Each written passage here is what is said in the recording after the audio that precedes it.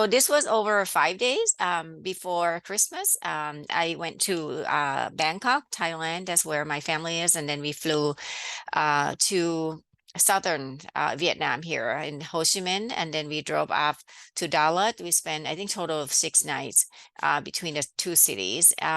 So this is our crew. That's me and my mom, who is 79, my dad, who is 81. And we have two guys, one Thai guy, one Vietnamese guy, also a driver. So we have 6 people altogether. The first place we went was Cat Tien National Park, which was about 2 hours off from Ho Chi Minh City. We had to get into this little boat to go, birding in the national park. That's kind of the scenery. So we went after this bar belly pitta, which is this start-off bird, in Vietnam. This is a male. And on a different day, we saw a female. And I have a little video, and hopefully this will play. Because I really like this blue belly here that he pops up. And that was very pretty. Okay, and then we also saw this German's peacock pheasant, really blue dots, and there were male and female as well. So I'll show a video here.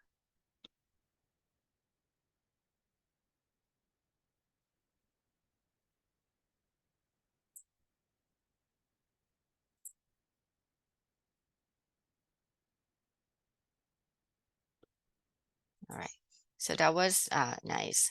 And then we saw also green-legged partridge, a few of them.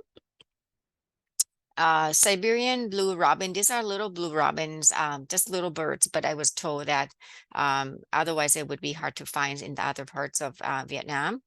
The pie hornbill, this is common in Southeast Asia. If you've been to Thailand, you see them. There are quite a few of bulbul species. This one is called striped-throated bulbul. And then we went to a town called Dillon. This was another 2 hours driving up the mountain, kind of the highland part of Vietnam. And, birding here, we didn't stay overnight. It was kind of a little rough where there was a little bit of a Dow Valley. So these two guys were helping my dad. We stayed in the bird hide right here. My mom was here, my dad was here, and there were quite a few leashes. So those are the little blood-sucking worms. And this is when I thought I had a floater, which when I look out, there was this leash like hanging off from my visor, so I had to get him off. This is where we saw the blue pitta, really beautiful. There's few species of pitta in Asia. This is another kind of thrush called orange-headed thrush. And we had to wear this long socks. These are leash socks that fortunately I grabbed them the last minute before I went, because I didn't think it was gonna they were going to have any because it was in December, but they had some. And then we went to Dalat. This is a city up north that was had a lot of French influence. So this hotel was very beautiful.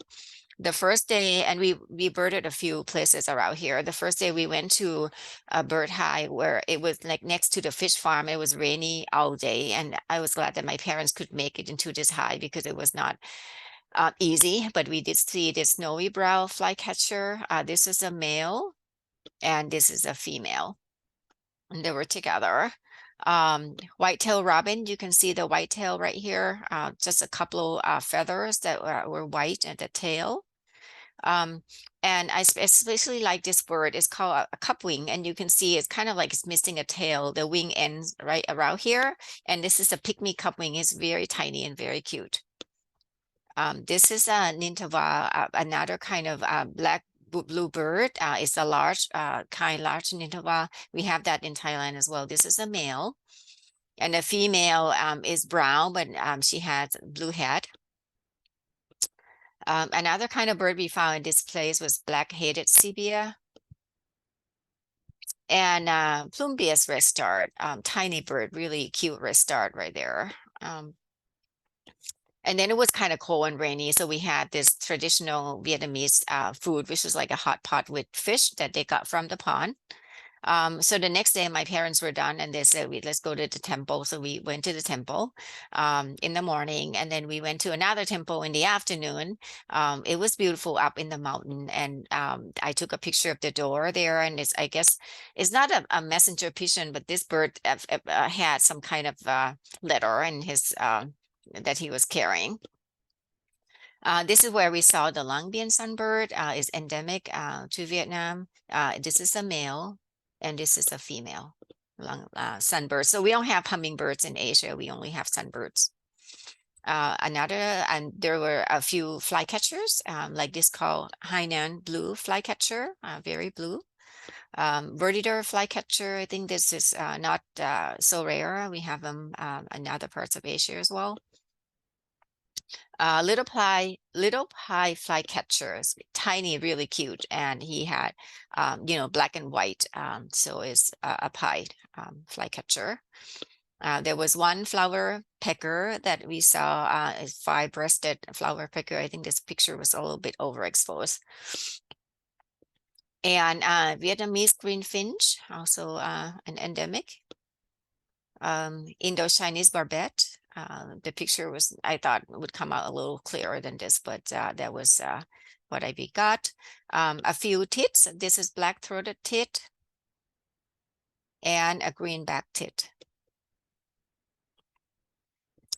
We did see one warbler, is yellow brow warbler. I think the older warblers are not as colorful as our warblers, but I was glad to see one warbler. And the last night before we left, the guy took us to, it's kind of in the city of Dalat, but it was a university. So it's dark at night. It's a campus, and we walked around, and I could not believe that he found this owl. It was very windy, and he heard a call, and it was dark. It was like, I don't know where we were going, but he finally, he walked around. We found this owl for us, his oriental scup owl. And there was a day that it was rainy, and I thought a couple of things I wanted to add. This is we did end up going to one of the museums, and it's just a history from the outer side. We know Vietnam War, and it's kind of a little is overwhelming to be in that museum, looking at the history and things like that. So this it's a picture of the B-52 that was shot down. This is a US B-52 was shot down by this guy, and you can see he was just shooting. I mean, this is not when he was shooting it, but he probably was posing it using just his handgun to shoot this thing down. So different side of the history. And sadly, birds in Vietnam are being I think poaching was bad. They say that if you want to find the places you find the most birds are in the markets. It's just one of those things that it's sad to see that's happening, but I'm glad that we were able to see all those birds and share with you. Thank you.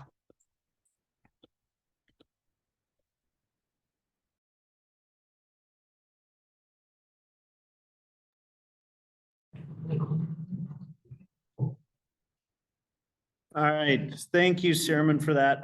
Does anybody have any questions? Okay. Yes.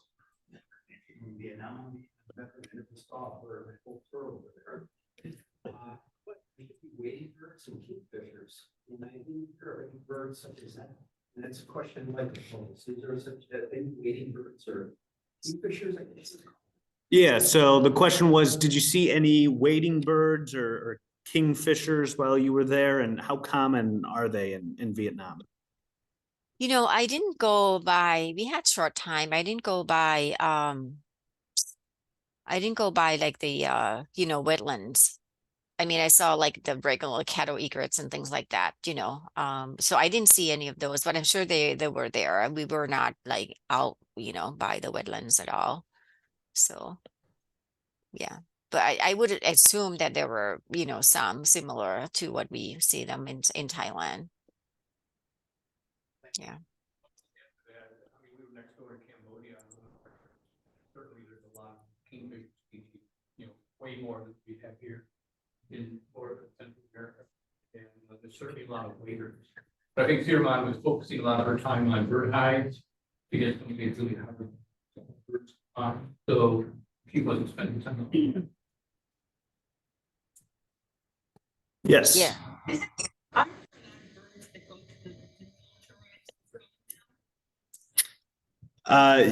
Yes, I believe that's Korea though. Yeah, but there are a lot of birds in the demilitarized zone. Yeah. No Yeah. worries. That's Yeah. okay. Yeah, someone did mention bird high, so I want to share that, it was kind of, I think the guide, there were only a few guides in Vietnam. That's what he told me. And he actually pay the local people to take care of the hides. And I'm sure he bribed some of the people too, in the national park type things, getting the money that he get from tourism. And he would, some of those hides are secret. Like he don't like us to like post it or, say it, whatever, because then other people would come and, all of that stuff. It's just kind of behind the beauty, there's stories. Yeah. Right. Any other questions? Okay. All right, Sirman, thank you very much. Thank you That was very much. great. Thank you. Thank you. All right, so next up, we have Lisa Gaylord, who will be presenting on a recent trip she took to Colombia, which is, I believe, the country with the most number of bird species. Let's see.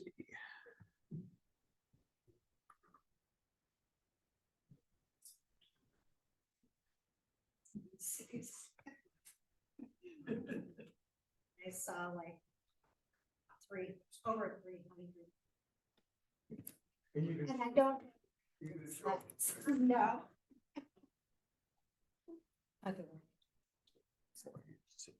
Hit the space. Okay. My name's Lisa Gaylord, and I had the privilege of going on a trip to Colombia with Red Hill in July. Like I said, there's like 1,900 different species there. So this was my favorite bird, the Andean motmot. And this one was outside of our cabins, and it would just stay on these low mossy branches. But I loved the color blue. It was just so iridescent. It just stood out, and got to see them every single day. The local people call this bird, they say it's a good luck if you have one in your yard.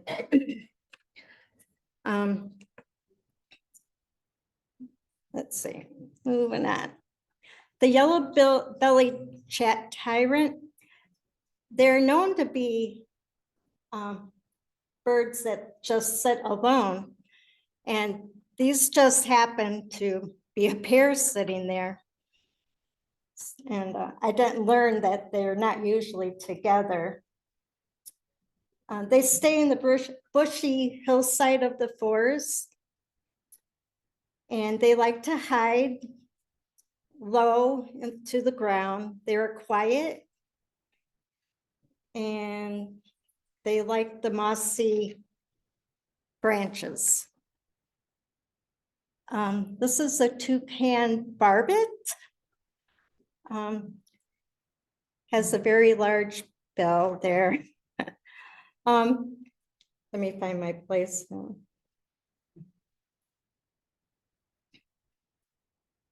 I'm sorry, I lost where I was. They're related to the toucans, and they occupy all levels of the forest canopy and the forest edges. It is a social living bird, and they stay close to their family, and they work as a team to take care of their young, and they feed on fruit and melons. This one was really interesting. It's a tiger heron, and it just stood there on the rocks like it was waiting for a fish to come along, but it never moved from that spot when I was there. But just really interesting looking bird to me. The crimson back tanager, Just really a beautiful bird. What else? I'm sorry, guys, I should have these in order, but I don't.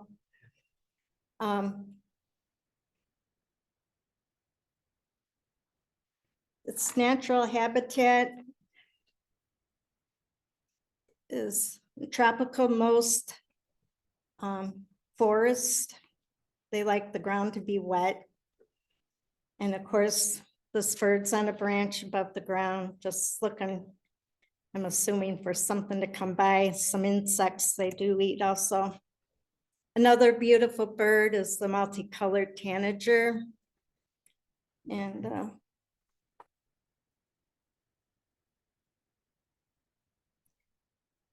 it was one of my favorite birds also. They're in the rainforest, and there's a chance that this beautiful bird could disappear because they're cutting down a lot of the forests where this bird likes to hang out. And so, you know, it's a shame that, you know, we're losing different species because they're clearing land. This is a Inca jay. It's really just an interesting bird. And I'm so sorry, I don't have these in order. It builds a nest in the tree and thorny bushes. And it's a native to the Andes. And right here, it's actually the nest is just right behind it. Greenback Trogon. He's such a chunky looking guy. Very, just so many different colors and patterns there. He likes the humid tropical forest and is most common in its range. They perch upright and motionless. Then all of a sudden they see something they want to eat, and they just all of a sudden take off and catch it and eat it. Oops, how many did I? Oh, the masked flower piercer. He's really interesting. He does have a sharp mandible.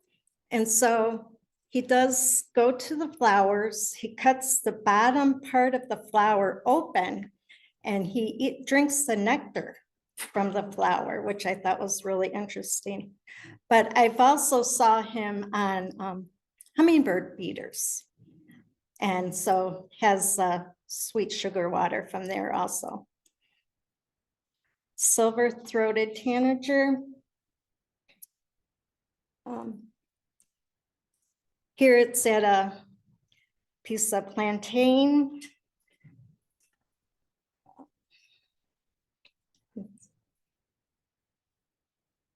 Also likes other fruit. It stays in the mossy forest also. And it does also go in the mountains to the evergreen forest. And it likes to stay at the forest edges also. The golden nap tanager.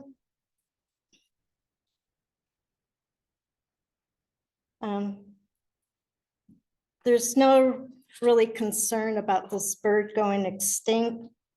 It lives in the subtropical region, which is cooler. So he likes being in the cooler areas. Kind of pretty. It's got a little golden spot on its backside of its neck. Almost a purple crown there.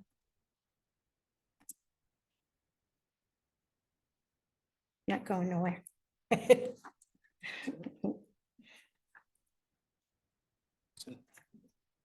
Oh, no, I didn't do the toucan. Oh, well, there was a toucan there. I just happened to catch it at the right moment when it was throwing a grape into its mouth. And people leave fruit out, and they have carved out like logs that they fill it up with fruit. And so all these birds come and make it a great photo op for us bird watchers. But it was a beautiful place to go, and I highly recommend anybody interested, just go to Colombia. It's so beautiful. Just loved it. Thank you.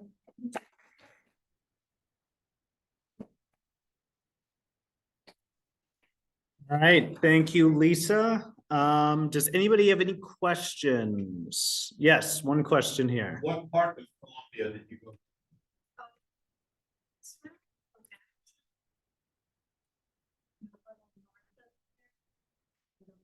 Okay.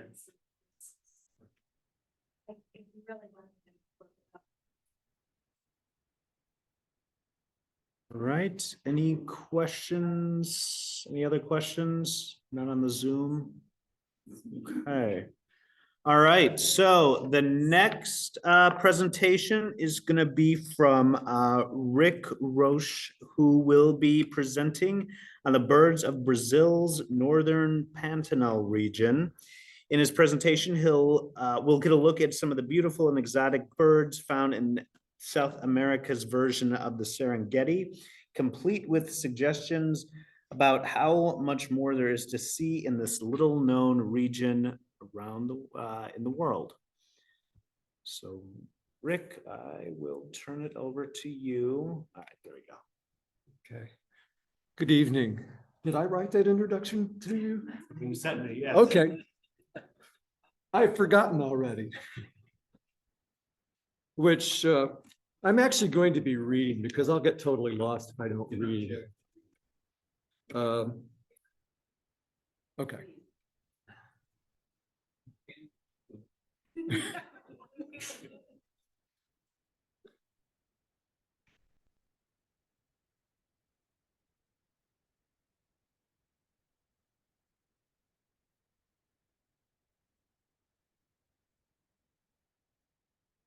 There we go. Okay, that looks pretty good. If I put this up a little better. Can you hear me well? Okay, thank you. Good evening, bird lovers. I'm Rick Roche, and tonight my presentation is Birding Brazil's Northern Pantanal. I will be showing you photos of 21 bird species from the 211 that I saw last September. I'll also tell you a little bit about the Pantanal. Finally, I will test your knowledge of US birds with a quiz that I will reveal after my fourth slide. On the left, we have a large stork known as a jabiru. There are more jabiroos in the Pantanal than anywhere else in Latin America.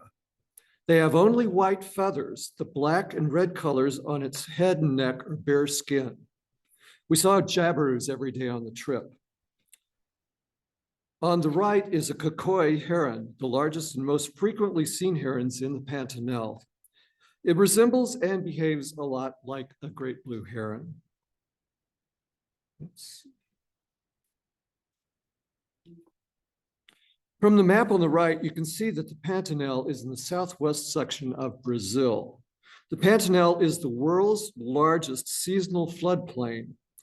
It is like a cross between the Serengeti in Tanzania and the Okavango Delta in Botswana. But there are no elephants, but there are big cats. As you can see, a jaguar.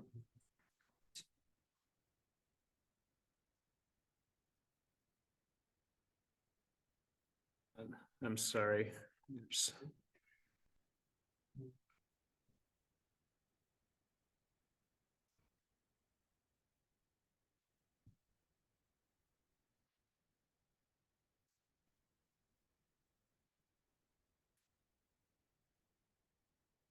Okay, all right. Okay. Good to go. Okay.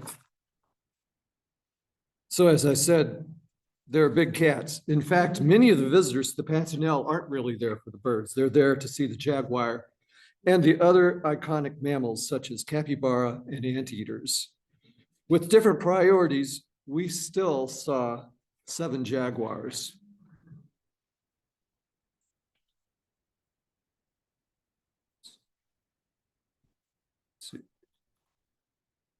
Oh, maybe if I need to do this. Just trying to do that.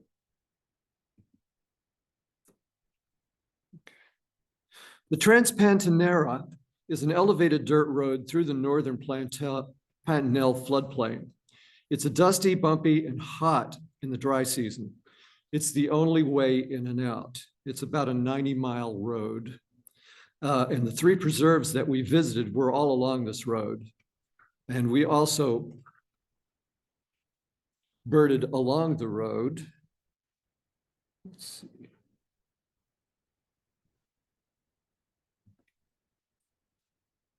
And this was just right along the road.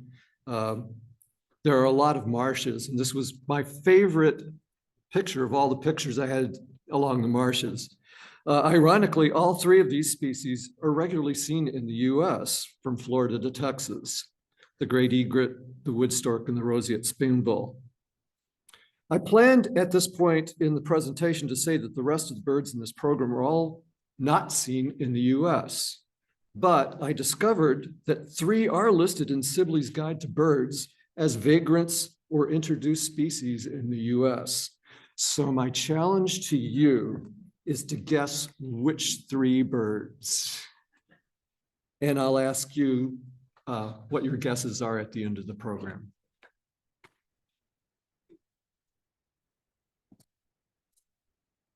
Seeing many herons is one of the joys of the Pantanal.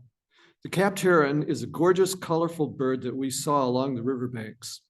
They are said to be shy, but this pair stood every morning at the convergence of the Pikiri and the Kioba rivers. The striated heron is small and is very like our green heron. I watched this individual as he watched a crowd of humans watch a jaguar. In fact, many of my best photos were taken when we were watching jaguars and I was watching something else.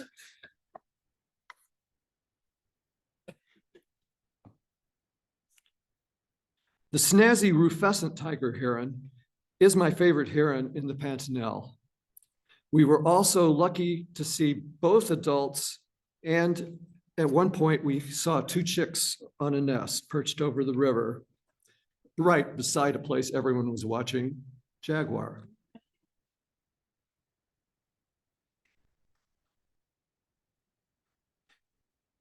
I was excited to see these sunbitterns, birds I'd only seen in zoos in the US before this trip. From the back of a modified ranch truck with the sun behind us, we were able to get good photos of this pair. Such a beautiful bird. But in contrast, this Plumbeus ibis looks rather crazed and sinister. It reminds me a bit of Vincent Price. The word Plumbeus means the color purple. We saw 5 different ibis of the 6 in the Pantanal, so we got a good representation of those.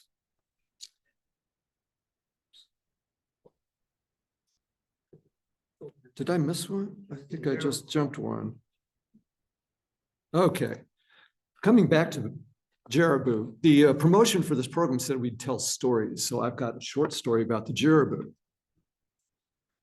It was 100 degrees out and we stopped to watch 3 nestling Jeraboo, the little birds, perched atop a nest. My wife Bonnie said, "Don't those chicks need some water?" Our guide Enrique said, "A parent will bring them water." At that moment, as if on cue, a Jeraboo flew in, landed beside its young, who opened their mouths wide. The adult poured water from its crop down into their mouths, and we could actually see the water flow. It was definitely a trip highlight.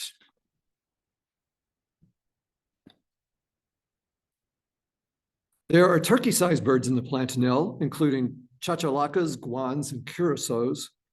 The female bare-faced curassow on the left hung out on the Pixium River. We saw it several times on boat trips. Our guide, David, exclaimed about his love for this bird and her virtues at every sighting. And that became a running joke through the whole trip about how much he loved that bird. I was happy also to see this chestnut-bellied guan on a beach on the Picuri River near the end of the trip because I had missed it several times when other people saw it, and I was glad to finally see it.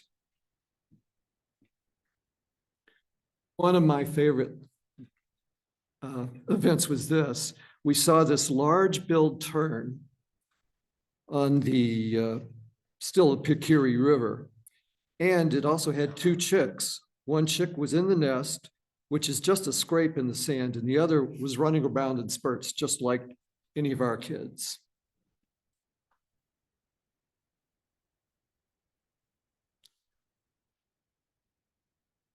Toko toucans, which is hard to say fast, were among the birds that I wanted to see on the Pantanal. We did, though mostly flying away. Finally, on the Picuri River, we found a couple perched in a nearby tree.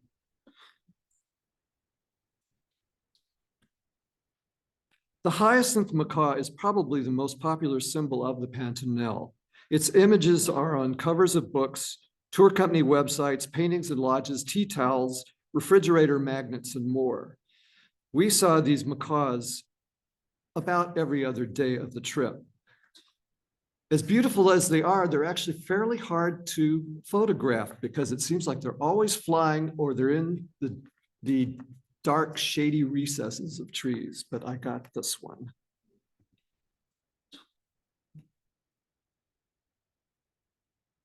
We saw 6 of the 11 hawk species on our checklist. My favorites were the roadside hawk and savanna hawk. We joked that we should rename the roadside as the riverside hawk, as most of them were in trees on riverbanks. We saw this beautiful savanna hawk.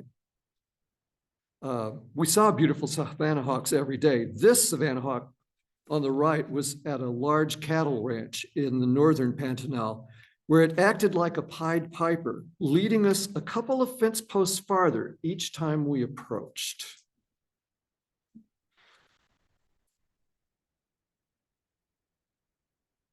The Pantanal is in the tropics, so there were numerous members of the parrot family to see. Most of the parrots were either flying when we saw them or very far away. Luckily, this yellow chevroned parakeet and this turquoise-fronted parrot decided to land within my camera range. I wish more of the parrots had been as cooperative.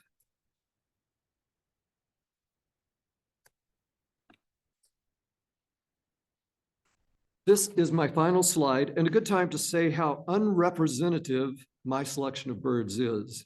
I'm just now showing you songbirds, but we had like 6 pages of songbirds in our guide to look for.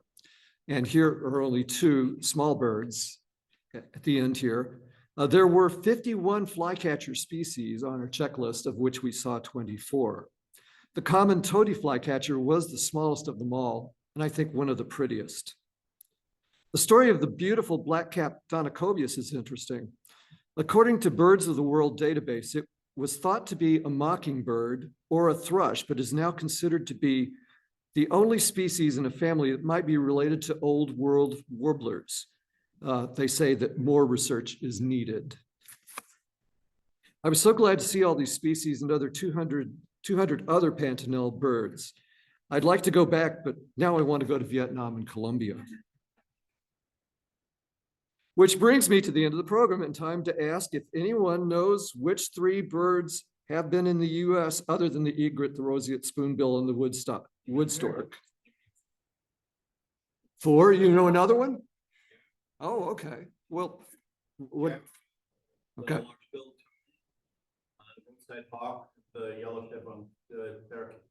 Okay, you got my 3. I didn't know about the, which was the,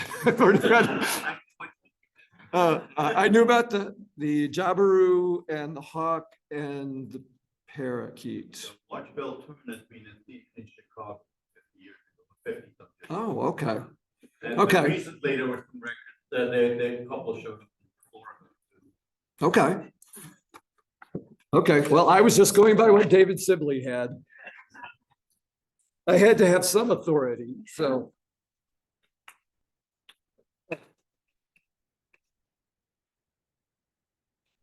All right, thanks, Rick. Simply doesn't show everything. Yeah. Does anybody have any questions for Rick? Yes.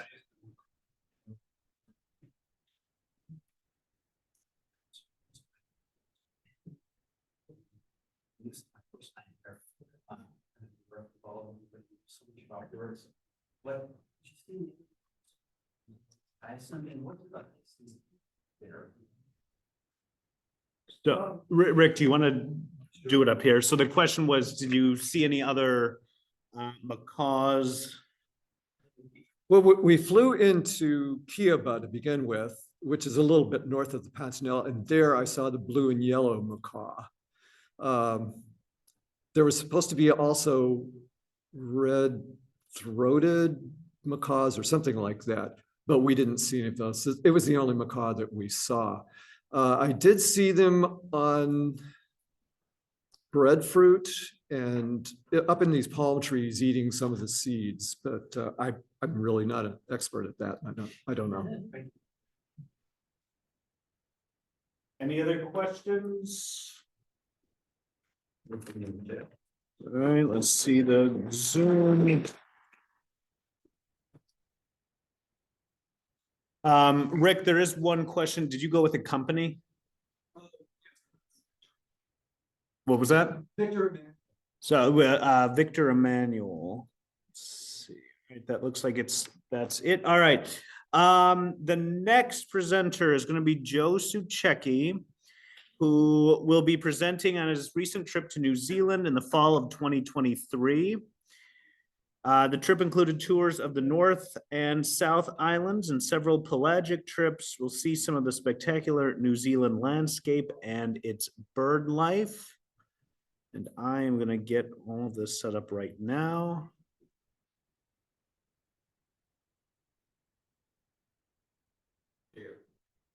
Yeah, I thought I could do that and then share.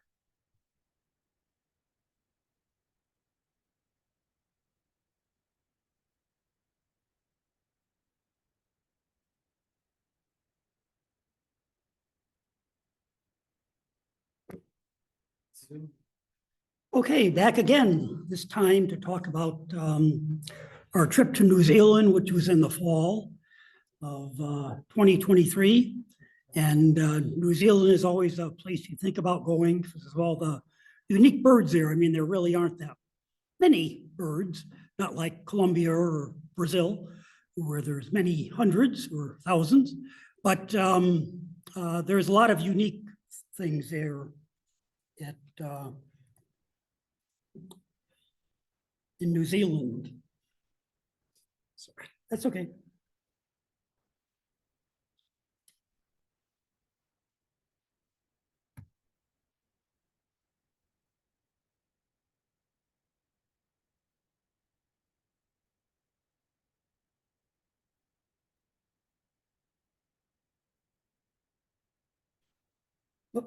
Okay. So this was on one of the trips that Dennis organizes, and we had a lot of DuPage folks on the trip. And this is the route of the trip. We did both the North and South Islands, and then Stewart Island as well. And we started the trip down in the South Island at Tananu, and one of the wonderful things about going to New Zealand is it's not working? Oh, okay. What's that? I don't know why the Zoom's not working now. Uh-oh.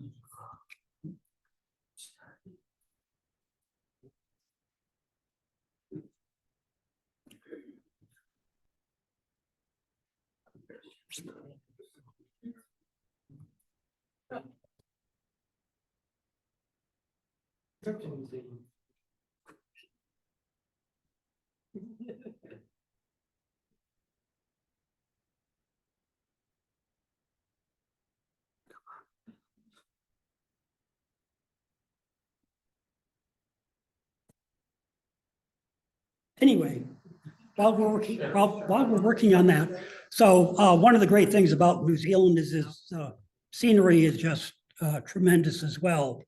So when we started at Tanu, this is kind of what you saw out the back window of the hotel with mountains and things like this. And we saw that all over New Zealand, a great variety of habitats from ancient forests to the areas with the pastures and the mountains in the background that you kind of think of Lord of the Rings, because it was filmed there, to nice waterfalls and the ocean.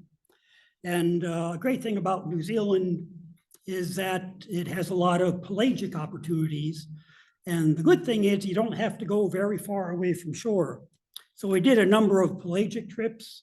And here you can see we're not very far off the shore at all. It only took I don't know, half hour to get to some of these places off in the boats. And so we got a lot of opportunities to see lots of pelagics real close to shore.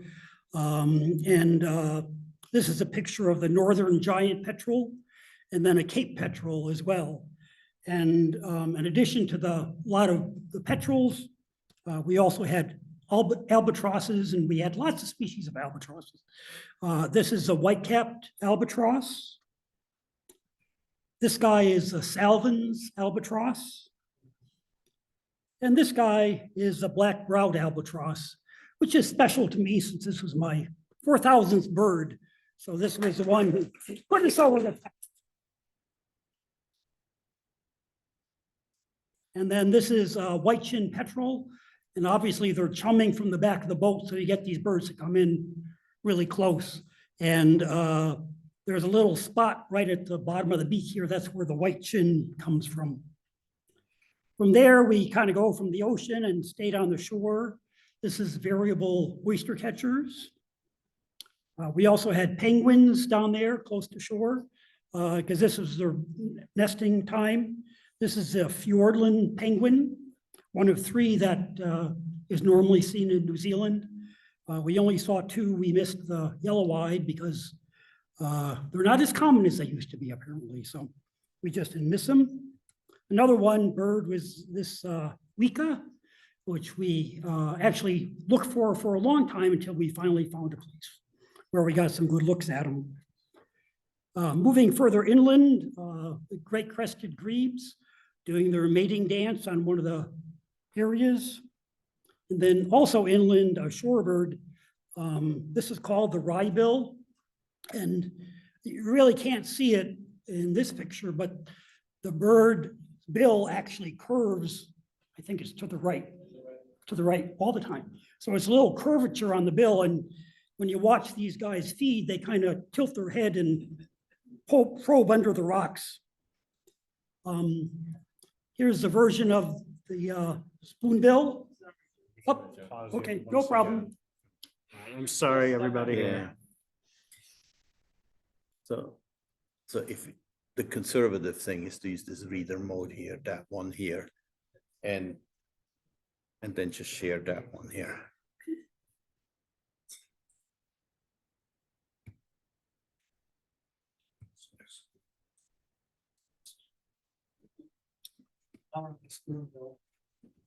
Okay. Are we good? You gotta go back to your landscape picture. Yeah. Few steps. Yeah. Well, people haven't been seeing them. Okay, Yeah. It's working now. okay. Sorry about that. So you folks will look at them again, but I'll go through them quickly. Anyway, this was just the landscapes of New Zealand.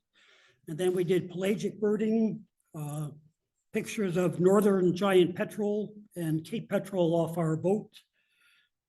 We saw a lot of albatrosses, white-capped albatross here, Salvin's here, black-browed albatross, 4,000th bird, yep, you probably heard me saying that. White-chinned petrel, we saw a number of different petrels and got good looks close to the boat. On the shorelines, variable oyster catchers, which is the reason they're variable is some are black and some are black and white. So you have to look carefully. Fiordland penguin. wika, which is like a big rail. Gray-crested grebes doing their dance. The ryebill with its strange bill that points to the right. And now we have royal spoonbill. So this was just, I think, along the coast, and this is their species of spoonbill they have in New Zealand. And then we come to the more inland birds. This is a bird called the kia, and it's obviously a parrot bird, like bird. And the kias are infamous in New Zealand because they've grown very fond of eating cars. And you really had to watch out for them because the guy told us that if you leave your car alone, these kias come and they especially like the soft parts like the rubber on the windshield wipers and the insulation around the doors. And in fact, when we were waiting in line to go through a tunnel, the kias came and started picking at our van, which our guys went off. And then actually we had, when we left the van in these areas where they are around, we actually had one of the guys stayed back to protect the van so they wouldn't eat it. And so a very close relative is the kaka, New Zealand kaka, and they don't seem to be as destructive, but they were around quite a bit as well. This is a pipi, or tripi, as Dennis likes to say, kind of a little creeper type bird. And the land birds in New Zealand were fairly rare, except for the introduced birds. There are a lot more introduced birds all throughout New Zealand than there are the native ones. This is one of the native ones, the South Island robin, much different than our robins, but they also had a European thrush there. And this is a tui. This is one of the native birds that was fairly common. We saw this almost every place we went. So tui was fairly common. And then finally, we saw this bird, which is South Island takahe. And this bird was actually thought to be extinct at one time. And then some researchers were going through the mountains of the South Island, and they came across a whole bunch of them on one mountain range. And otherwise it had been extirpated from the rest of New Zealand, the South Island. And the reason for that is because of all the introduced critters. There was possums and rats and ferrets and all that stuff. And you know, these birds on these islands don't have any natural defense for that. So they pretty much, most of the native birds are gone, and it's a big problem. But New Zealand has taken a lot of measures to get these birds back, including trying to get rid of all the introduced stuff. And one of the things they took one of the strategies they have is to take some of the remaining birds from the mainland and put them onto islands that are isolated and that don't have these predators. And so they brought these to an island called Tiri Tiri Island, which is up in near Auckland, off of Auckland. And it's a great sanctuary where they're essentially breeding all these birds in the wild. But these were reintroduced there. And our guide told us, and the local guides told us, we're never going to see these birds because they never show up on Tiri Tiri Island. So we're walking along, and our guide's leading us up through part of the island. And he goes around a bend, and then there's 3 of these takahes right out in the open in this field. And so everybody got to see them. So that was it was our last day of birding too. So it was a great way to see them and something that was a real treat. So that was New Zealand very quickly. Thank you. Any questions? Dennis? So you didn't get any pictures of any kiwis? I didn't.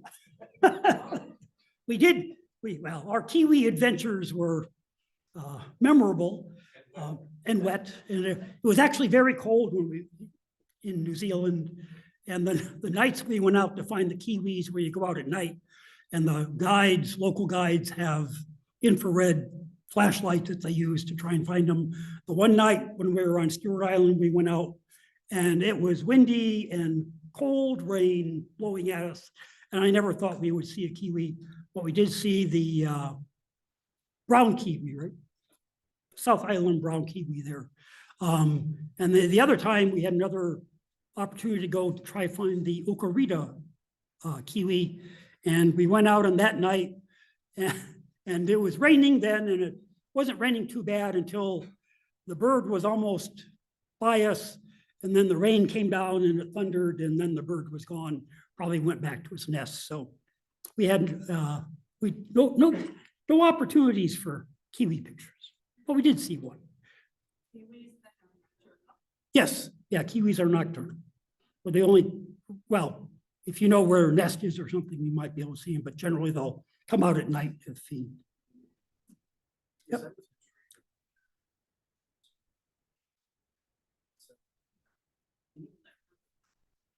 This looks always like these being. They stay on the wing, almost provincial. Yeah. Well, they come in to, because of the currents around New Zealand, the cold currents come in by the shore pretty close, and then they upwell. And so there's lots of food for them. So normally they're just flying around. And these birds obviously, you know, they do land on the water, but these are obviously where our boat was chumming fish out the back.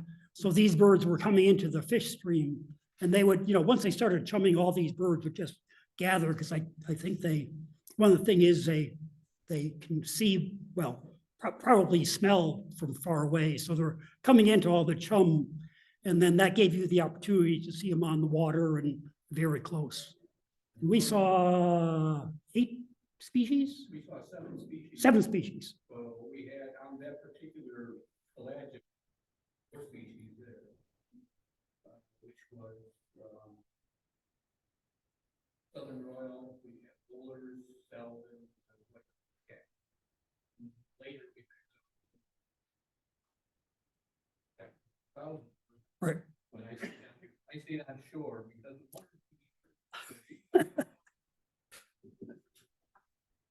I chose one. Can you comment on their wingspan and how they may compare fast with the California continental stands like largest wingspan? I think the wandering has the largest wingspan. Yeah, they're very big.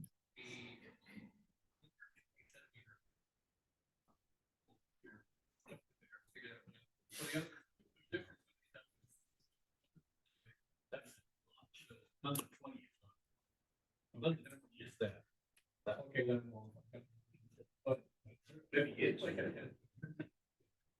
so then you're, like your salmon, your white castle, bullers, and probably like for black trout, a smaller spectrum.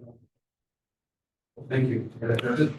Yeah, and it was interesting that we actually picked up an extra bird while we were there, because while we were in New Zealand, they came out and they had split the northern and southern albatross, and we got to see both of them. Great. Okay, thanks.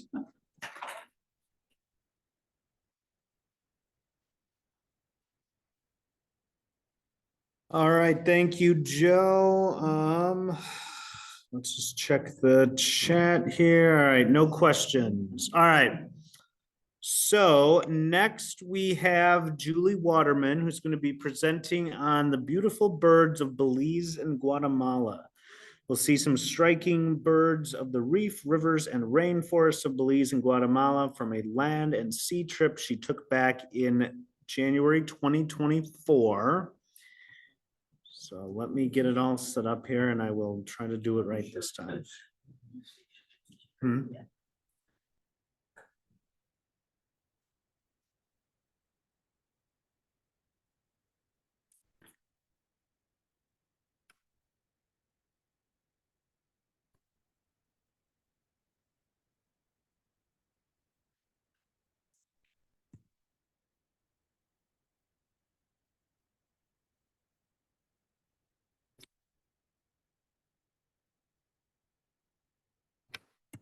Okay.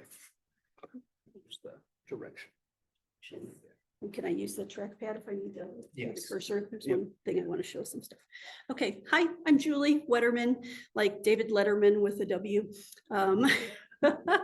And I had the opportunity to travel this winter, get away from the snow and go someplace warm with this lady, my Aunt Susie. We used to trade the honorary title of jet setter. So she was JSAS, jet setter Aunt Susie, and then I was JSNJ when I was traveling niece Julie. She hasn't traveled much lately. She lost her husband a couple years ago to cancer and had been treating him. So this was her first trip and it was a big deal after he passed. And she was asking me, what do you know about this tour company, this cruise company, small boat cruise? Would you recommend them? And PS, if you want to come with. And as soon as I read the itinerary and saw birds, I was in. I'm a new photographer and new birder, couple years on both, and both of those are sort of making the other better for me. So, so bear with me here. The picture on the right, when we first embarked on the trip, they had us start at a resort as kind of our hospitality suite. So just walking around the grounds of this resort in up near Belize City, near the airport, you could see hummingbirds. So that was a rufous-tailed hummingbird. And then we also saw a number of flycatchers. Those were the first ones I had ever seen. So on the left is a great kiskadee. They're, pointy flycatcher beak, the brown feathers on the back, and then the bandit stripe across the eyes. Social flycatcher looks very similar, except he's got black on his back. So the brown bird is almost always the great kiskadee, except when it's not, and we'll see one of those later. We got out onto Zodiacs and then onto ship boats that took us upstream on the Monkey River, which is in the south part of Belize, and had a chance to see some beautiful herons. So the one on the left, I've only seen one of those before, the yellow-crowned night heron. So that was sort of a novelty to me. And the one on the right is another tiger heron. This one is called a bare-throated tiger heron. Has a little patch right here on his throat that is just like a real soft leather, no feathers. So he didn't show me, he wasn't cooperating, but I guess he was kind of sunning himself and drying off beside the river. They're all up off the ground. We saw crocodiles along this river. So there were plenty of things that would eat them if they got down low. So they were all up in the trees.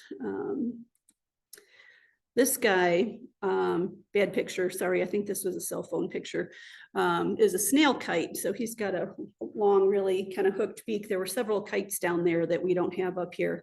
And then about 100 feet farther along the river as we were coming out in these reeds is a snail. It was about the size of a grapefruit. So, animals close to what they like to eat. Of course, birds, habitat, food, all that going together. And this is another thing, definitely not a bird. This was a boa that we saw up in the tree as we were going along the river. The fat part of the boa at the top of that picture was probably as big as your thigh. It was huge. And you can see barely as you coming out of his mouth, and that little lump behind his head here, coming out of his mouth here is an iguana tail. We saw green iguanas the whole time all over the place. Green iguanas are bright orange. Go figure. But they have black and orange stripes going down their tail. So this guy had just eaten, and we were told they need to eat about once a week. So we felt much safer going forward. So we spent time on the reef, getting off the boat. We'd be half a day on the land, half a day on the reefs. So a lot of these are typical things you'd see on reefs. These little islands or little keys along the Belize the barrier reef, which I understand is not that much smaller lengthwise than the Australian barrier reef, but it's in the Caribbean. So it's a little closer, easier to get to. So brown pelicans, ruddy turnstones, a couple of other shorebirds.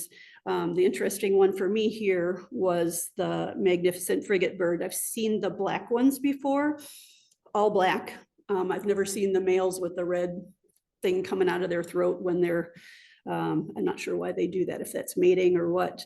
But as I was researching it on this one, I guess the females have a white breast.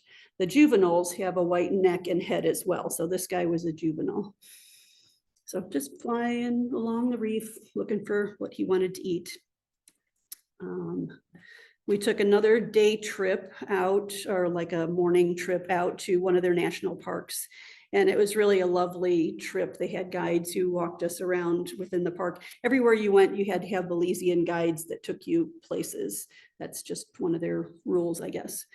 So on the left is sort of a cousin of a hummingbird, excuse me, a white-necked Jacobin.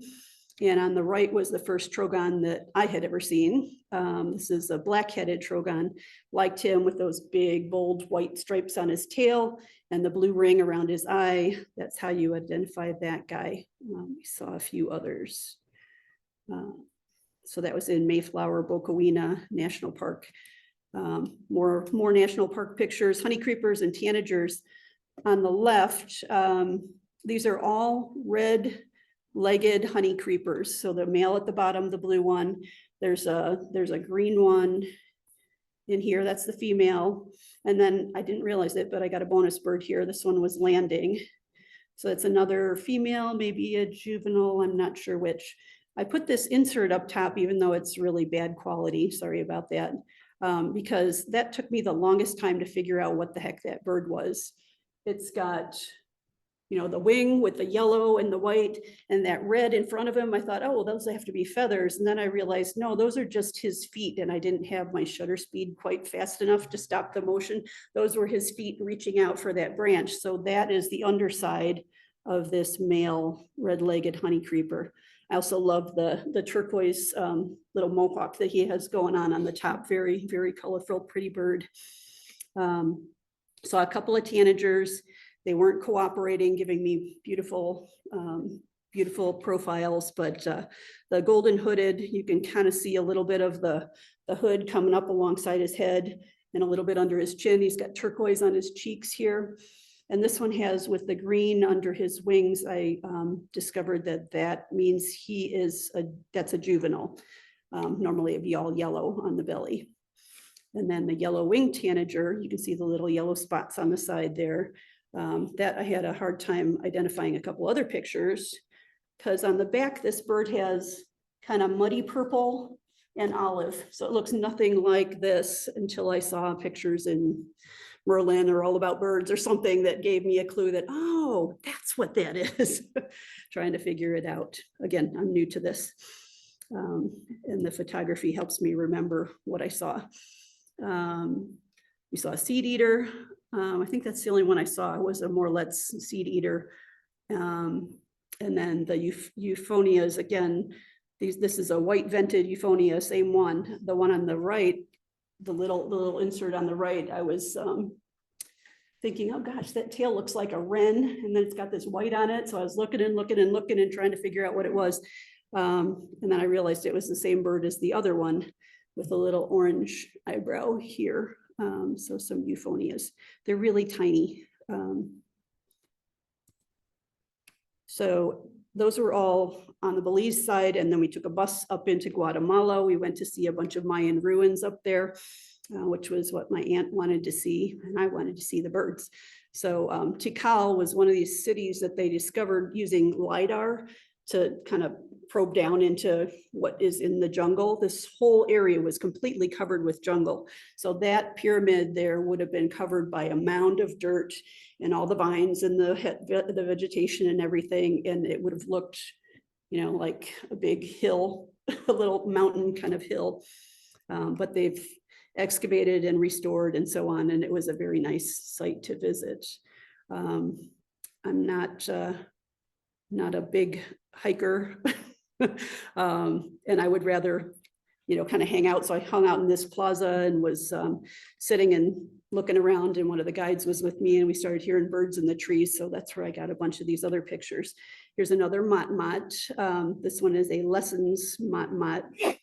I think it's supposed to have a typical mot-mot tail, which is like a normal tail, and then just the shaft of the feather. And then it's got like a paddle on the bottom. So it's got like a two-part bifurcated tail. This picture obviously doesn't show that. I wish it did, but I got the face, so I knew what it was. Still working. We saw this wood rails running around. This guy, russet naped. Yeah, he has like a little rust colored thing on the back of his head. And this was the aracari that I started on the first slide, just hanging out in the trees, eating these berries, oblivious to people, just sort of doing his thing and making noise and talking to his friends. So that was my favorite picture here. We stayed at a hotel that was in this state of Petén in Guatemala on Petén Ita Lake. And I think some of the best birding that we actually had was in the parking lot of the hotel, because you're in the middle of a jungle and there's everything all around you. So the guide said, okay, anybody who wants to, we'll go birding at 7. And we spent almost an hour just like turning 360, maybe moving 20 feet either way and seeing a ton of birds. So we saw this white-crowned parrot. He was excellent at identifying them by sound. So if he could identify them, kind of point, I could get a camera on it and take it and then figure out what it was. These saltators, this is the same bird front and back. They look completely different, but you can see the tails are very similar. So oh, I heard a saltator over there. I'm like, okay, I see a bird on top. What is it? He was nice enough. The bird was nice enough to give me a front and a back view. And then here's the other flycatcher with the brown back, a boat-billed flycatcher, also has a brown back, same kind of markings as that great kiskadee on one of the first slides, but he has this really big beak that the other one doesn't have.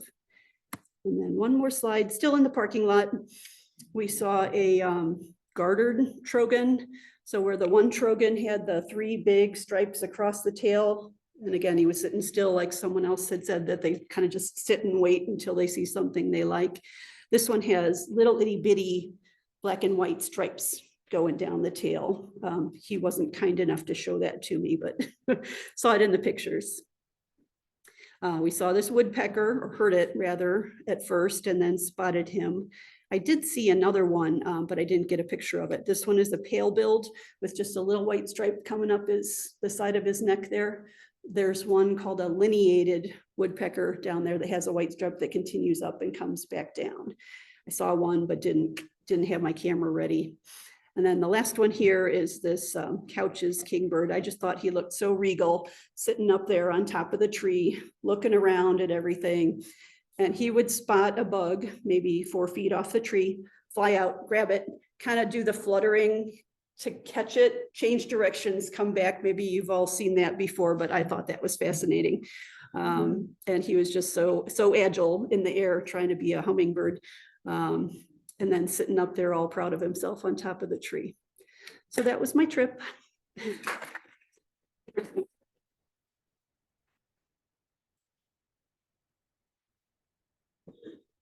All right, thanks, Julie. Anybody have any questions?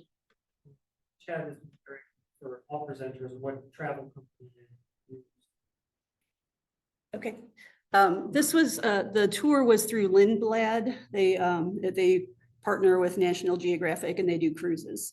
So it was a water trip primarily on one of their ships. And then we had a land extension into Guatemala and they had local guides who really knew their stuff. It was great. Not primarily a bird trip, but we made it one. Any other questions? Okay, let's quick check the chat and see if there's any questions in here. I don't see any. All right, so next we have Bonnie Graham, who is going to be more local here. She took a trip down to the Rio Grande Valley last April. Bonnie, along with 4 of her birding friends, flew to Texas for a week of birding in the Rio Grande Valley. They stayed at an Airbnb in Harlingen, Texas, and birded throughout the area. She got 196 species for the week and 26 of those were lifers. All right.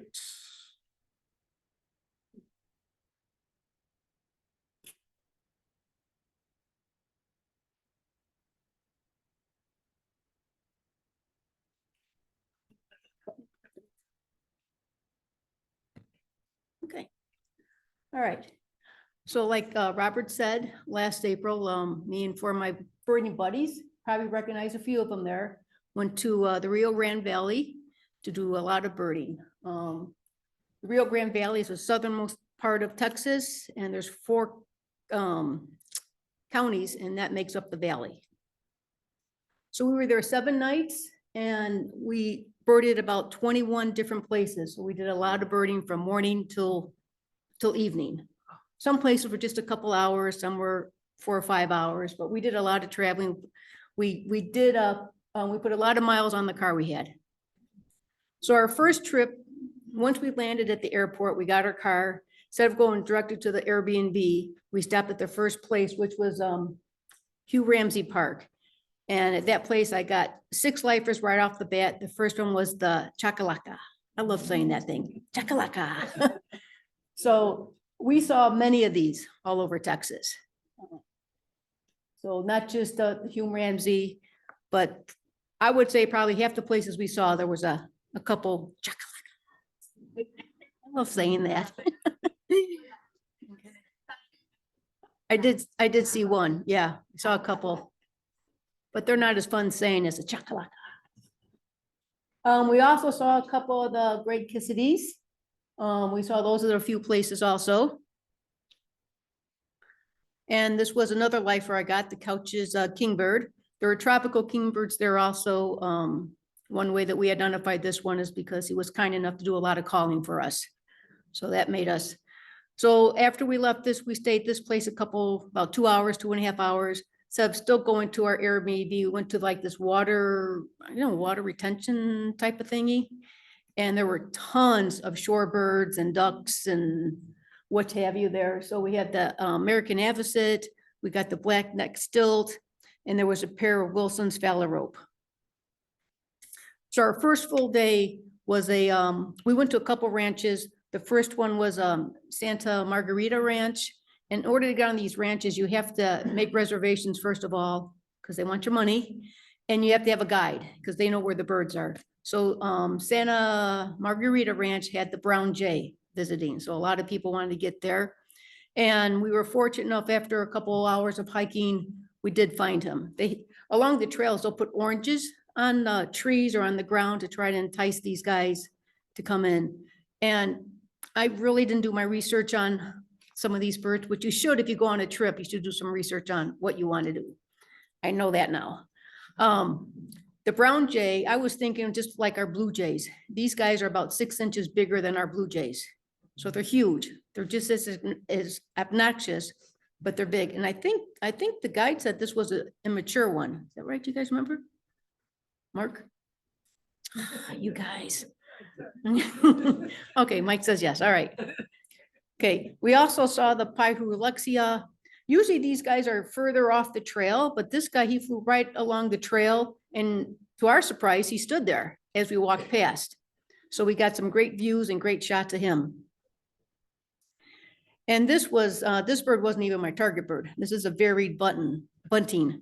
So not all my pictures are what I say, show proof, but if it's a life bird, you got to get the shot you get. And if it's a little blurry, doesn't matter. You still got your shot, which is what I like to have.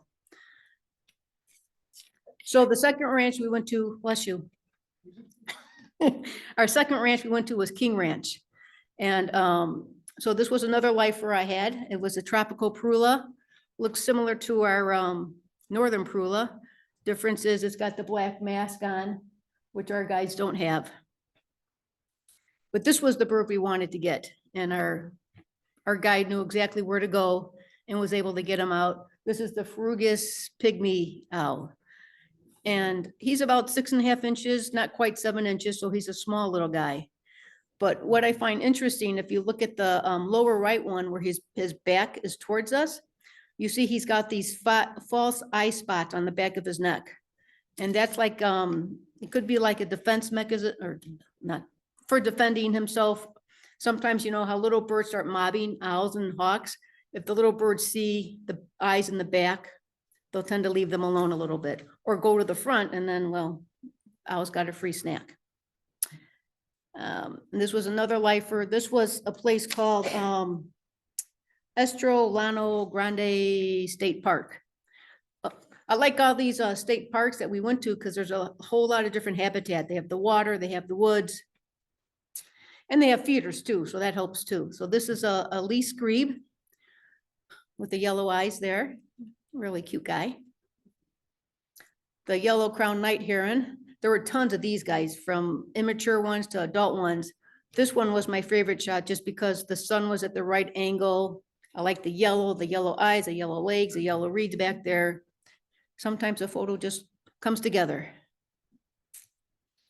This is a buff belly hummingbird. This one, there was a feeder just to the left of him. So he would just drink some of his nectar, come back to this branch, sit and rest, and was able to get some good shots of him. So this is a common paraki, something like that. Paraki. One of our person that was with us knew somebody, because he was there, I think, the year before. So he kind of knew the location where these guys were roosting and got some intel. So we were able to find this, because there's no way I would have found this by myself. Absolutely, because he was way in the brush, on the ground in the dark. So this was heavily cropped and lightened up just so we can see the bird a little bit. But we had these, I mean, they were all over the place too. In our Airbnb, we heard them every night. And we saw them flying across the driveway, that every time we would pull in, they would be flying across. So that was pretty cool. So one of my favorite places to go was the National Butterfly Center. It was a little early for the butterflies, but the birds were quite abundant there. So these were two life orioles I had, the Audubon oriole and the Altamira oriole. They also have feeders locations, so that's a good place to get the birds. This was one of my target birds too, the gray jay. A lot prettier than our blue jay, I think. I just love these guys. I love the colors on this guy. The bronze cowbird. This guy looks a little upset about something. I don't think it's me, but I don't want to cross his path regardless. So a little different than our cowbirds, a little bit bigger than our cowbirds, and of course the eye color is different. And this is the olive sparrow. Now, this guy, we tried to find him a couple times at King Ranch, and we finally spotted him way in the bush, and you barely got a glance of him, but we still chalked him up as, okay, we got a life bird. And then the next day we go someplace else and you got one just posing for you, like no struggle. We spent a half hour looking for one little bird in the bush, and then the next time he's right out there. But that's what birding is, I guess. And the clay colored thrush are robin size, but just all clay colored, hence the name. And if you go down to the Rio Grande, you're gonna, South Padre is a huge birding area. In fact, they have, if you ever watched The Big Year, they had the little splash of the birding nature center there, which is a huge boardwalk and go around. So we went there and we got the tricolor heron and his courtship display. And then there was a green heron nest, and there was one young one already. I don't know, he looks pretty old to still have 2 eggs in there. So I don't know if those 2 eggs were gonna hatch or not, but that's the first time I saw a green heron that young. But our target bird for that was to get this guy, the yellow warbler, but the mangrove subspecies. And we were very fortunate to happen to be singing that morning, and he came out. That was the day that rocket went up and then blew up in the sky, and that thing. And I've never seen a rocket go up, but the whole boardwalk shook. And then I got my 500 lifer at the time, the clapper rail. Saw a couple of these guys. So next to South Padre, everybody goes to the birding nature center, But right next to that, there's a place, the convention center, and it's got a boardwalk, not as big as the other place. But next to the building, there's like a little, I don't know, like a picnic area with some bushes and just like, I mean, not very big at all. But the birds in that little area, there were about 4 male painted buntings all together, just eating around. So that was, I think I liked that little place than the bird nature center. I mean, it was just, you barely had to walk from here to the wall, and there were just birds all around you. All sorts of warblers, hooded warbler literally landed by my foot. It was just unbelievable. So this is the brown crested flycatcher, and this was the last, this place is where we birded every day, and that was the Airbnb. So we had at our at the Airbnb yard, we saw a couple Harris hawks that we think were nesting. We had the Altemeyer Oriole, we had the brown crested, we had the Great Cassidy, we had the Chacalacas. We had, I mean, the buffet bellied hummingbird, hooded Orioles, everything there. So if anybody needs a place to go to stay while you're at the Rio Grande, I have a place for you because it's awesome. So that's my presentation.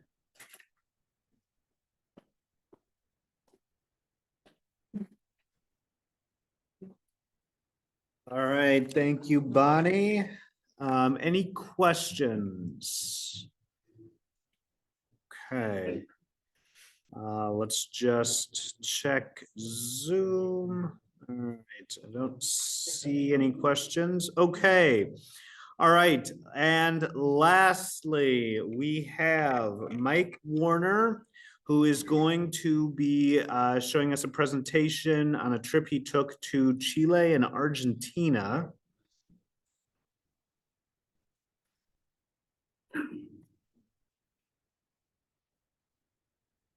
Interview if you can. No, it's the only one that's going to work with Zoom. Okay.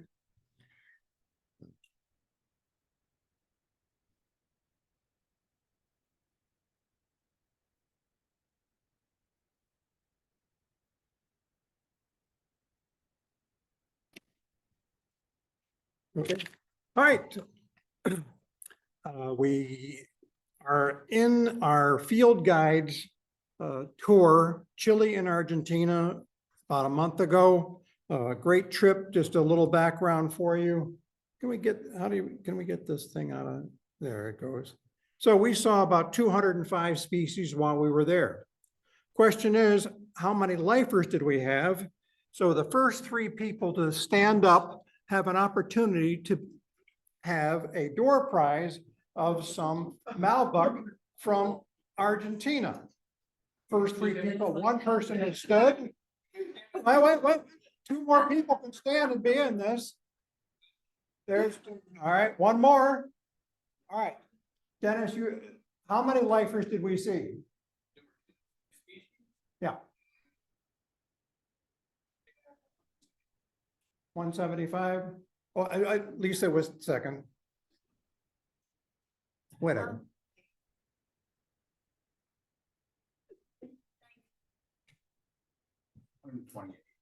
All right, 160 is the answer.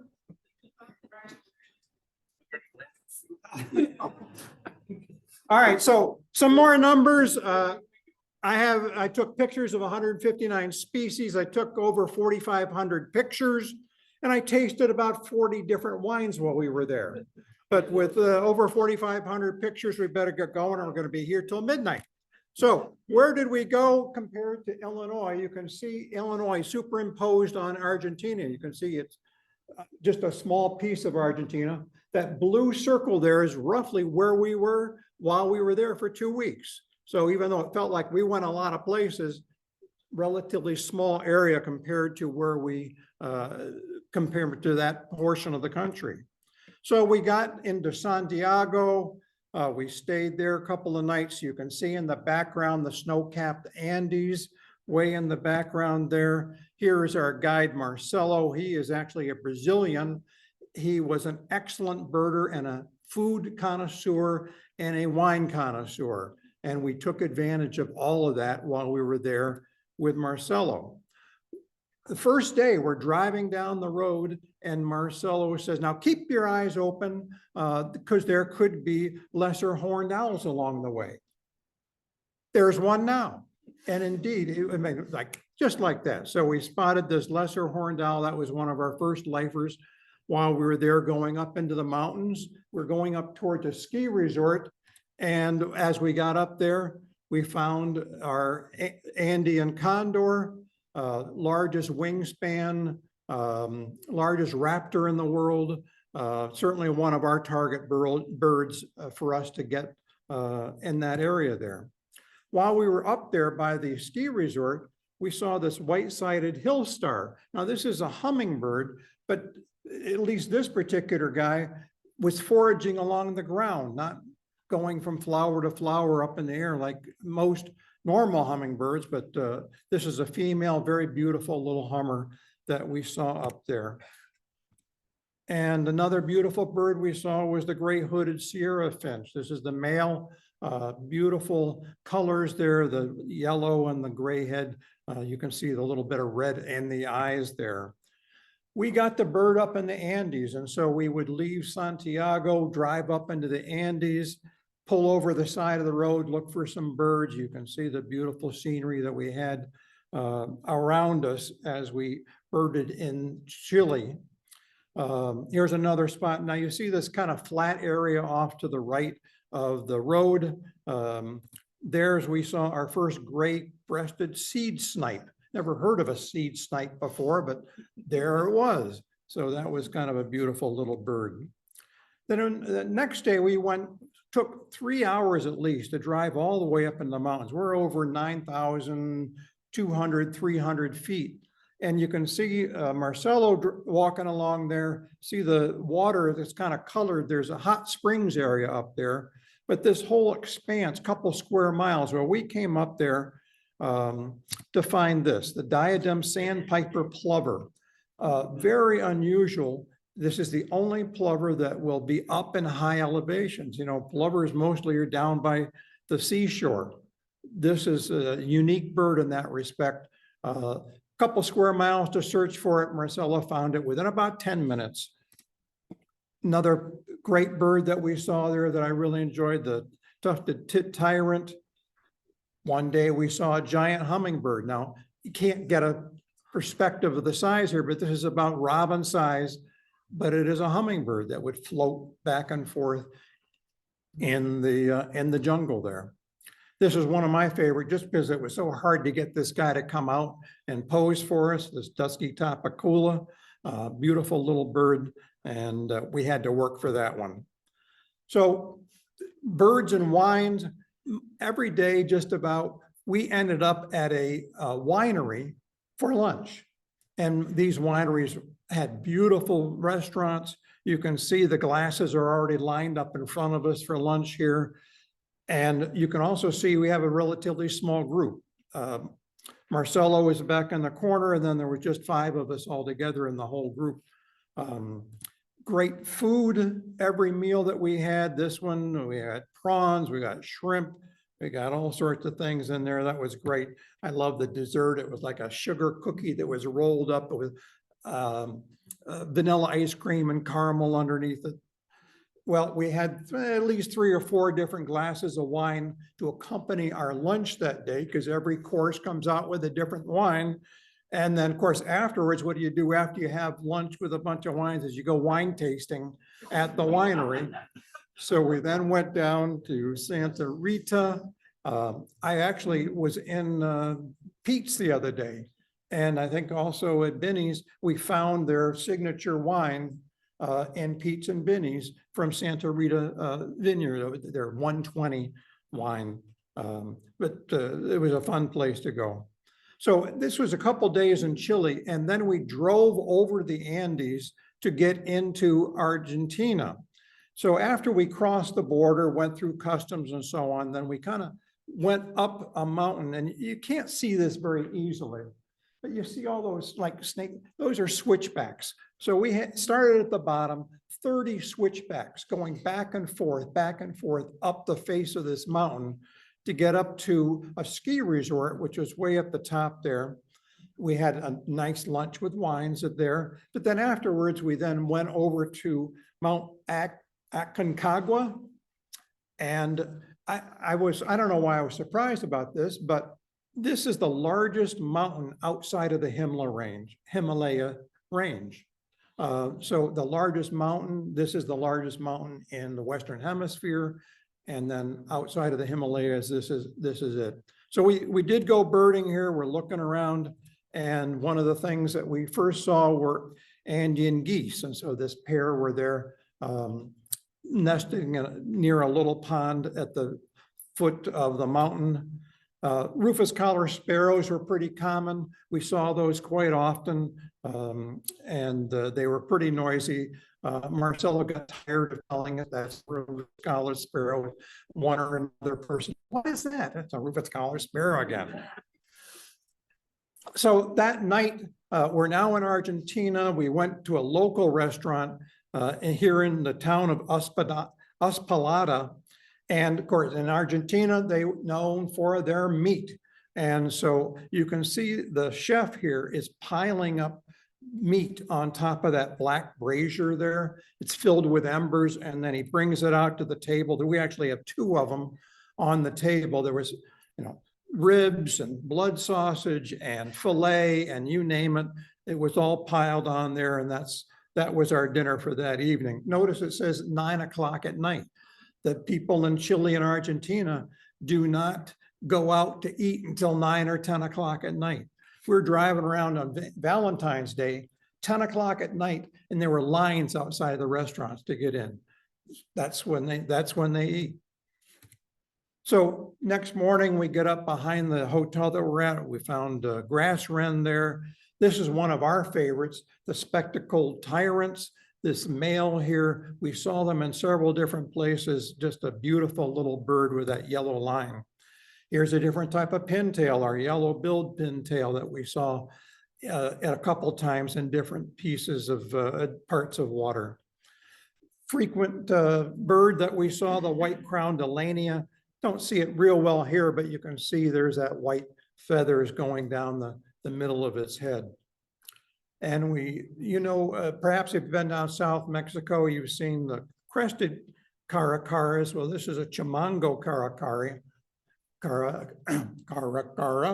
and probably the second most frequent raptor that we saw. First most was the American kestrel. Seemed like we saw those everywhere, but we saw the Chimango caracara very often as well. Going down the 4-lane highway, Marcel like, stop. There's the burrowing parakeets perched up on the power line right next to the highway. Beautiful little birds. There was probably about 40 of them there on the line. So then we get to Argentina where we're going to stay, and we went to the Salentine winery. We stayed on the grounds there. We went to the winery.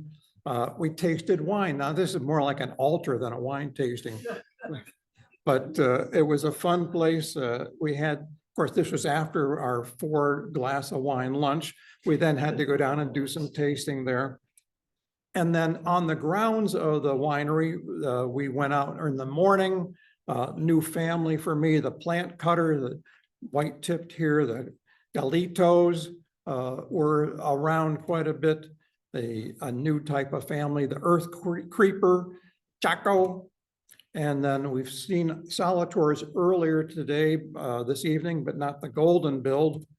And then the wagtail tyrant was also there. My favorite pigeon was the spot wing, big guy, and beautiful, and in quite a few of the places that we were visited. My favorite of all the birds there at the winery was the fork-tail flycatcher. You can maybe see that little yellow coming down the forehead, and then it was flying over the vines as they grew, and so I was lucky enough to get a good picture of the fork-tailed as it was going by. Another bird that we saw, this is just the craziest looking bird, Guria, I don't know, it's cuckoo. And so the cuckoo, just, I mean, just look at the head and the beak. It's just a different type of cuckoo, but I'm cuckoo about it. So we then drove out into the countryside. We actually were stopping into like a little travel center, checking in with the park rangers there. And I look out the back window and like, Karen, come here, come here. It's a tinamou. So we actually saw 2 of them back there. And so that was definitely on our list of things to see while we were there. Our spot that we wanted to get to was this ranch. It was a horse ranch out in the middle of this park with a big lake and water area. So there's a lot of the Chilean flamingos there. When we first got there, was about 100 of them flew up. Something disturbed them, but this one came by. I like this picture. It's kind of hard to see with that little thing but it's flying by the Andes Mountains. So in the marsh areas, we saw birds like the wren-like rush bird. And then here's a new type of widgeon for us, the Chiloli. No, I'm not saying that right. Chiloe. Good enough. The red-gartered coot, a couple different coots we ran into while we were there. We're so used to our coots here, but red-gartered was one that we saw quite often. And then driving down a highway going 60 miles an hour, and Marcelo like, stop.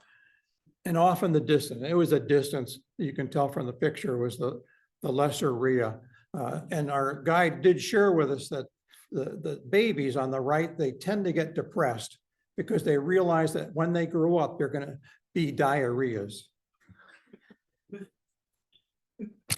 So our last spot that we went to in Argentina, the Casa Viega winery, beautiful place. We sat outside and enjoyed our meal.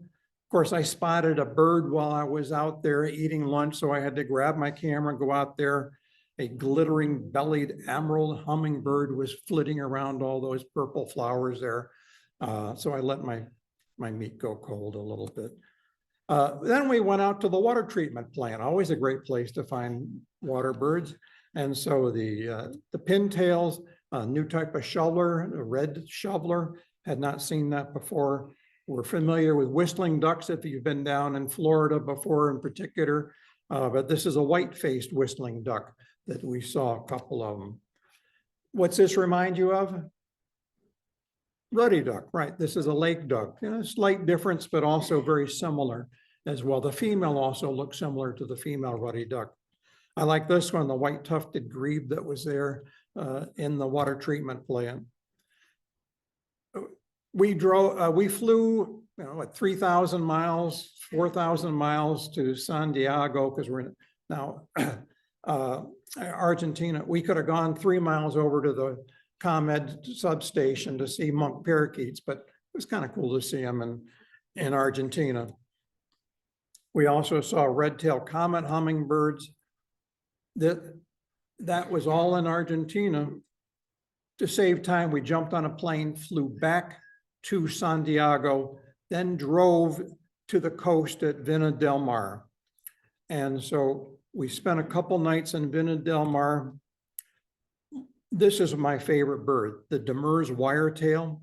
You have to look carefully, but you can see the brown, long strands coming down from this bird. Now here you see it going up from this bird. Just a gorgeous bird and such an unusual feather pattern on the tail there. The fire-eyed daikon, bright red eye there. And look at this gallinule, green bill on the gallinule. I've never seen anything like that. Right off of the hotel we were staying at, there was a deck.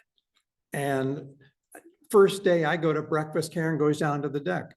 And she goes, you gotta come take pictures of this. I'm like, all right. So the Inca terns were there. They were all around the hotel area. I caught one looking down. There's the adult. It was feeding the baby. It's actually teasing the baby. The adult held the sardine and then moved away as the kid tried to get it and then moved back, kept teasing it back and forth, maybe training it how to lunge for the sardine. last day there in Argentina, our goal was to go up to Chicagua Island. And so as we're going up there, along the way, there's surf birds and the blackish oyster. You can see it's carrying along a little shell there. A kelp gull went flying by with a starfish in its bill. Peruvian pelican came by very close. As we got closer to the island, we could see the sea lions that were stacked up on the rocks up there. Our goal was to see the Humboldt penguins on the island. There was a colony of about 200 Humboldt penguins there on the island, and about a quarter of a mile away. So that was kind of neat to see. So cheers to the great memories of Chile and Argentina. Thank you very much.